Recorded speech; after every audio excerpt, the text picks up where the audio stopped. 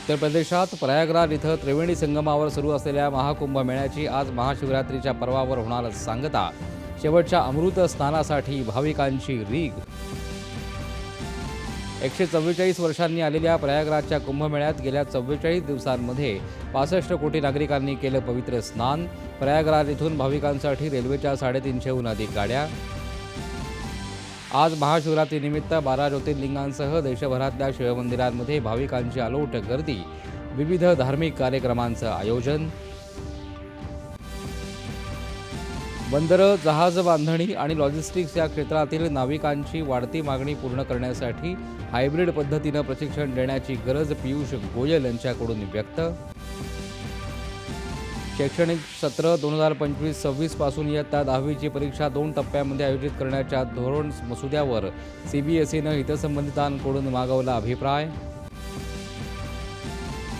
स्वयं पुनर्विकासाचं मुंबईचं चित्र बदलेल असा विश्वास व्यक्त करत मार्च 2026 पर्यंत येणाऱ्या स्वयं पुनर्विकास प्रस्तावांसाठी प्रीमियमवरील 3 वर्षांपर्यंतचे व्याज रद्द करण्याची मुख्यमंत्र्यांची घोषणा. संतोष देशमुख हत्याप्रकरणी ज्येष्ठ विधिज्ञ उज्ज्वल निकम यांची विशेष सरकारी वकील म्हणून नियुक्ती, तर बाळासाहेब कोल्हे सहाय्यक विशेष सरकारी वकील. राज्यातील सर्वच जात पडताळणी समितींना मिळालेले अध्यक्ष. ओबीसी, व्हीजेएनटी, एनटी संवर्गातील जात पडताळणी होणार गतिमान. महसूल मंत्री चंद्रशेखर बावनकुळे यांचा निर्णय. राज्यात तूर खरेदीच्या नोंदणीसाठी 24 फेब्रुवारीपासून महिनाभराची मुदतवाढ दिली असल्याची पणन मंत्री जयकुमार रावल यांची माहिती. स्वातंत्र्यवीर सावरकरांचा आज 59वा आत्मार्पण दिन.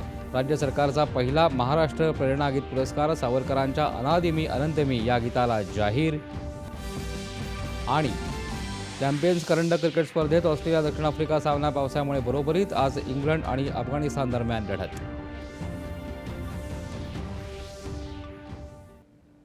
नमस्कार. 11च्या बातमीपत्रात मी अमेय रानडे आपलं स्वागत करतो.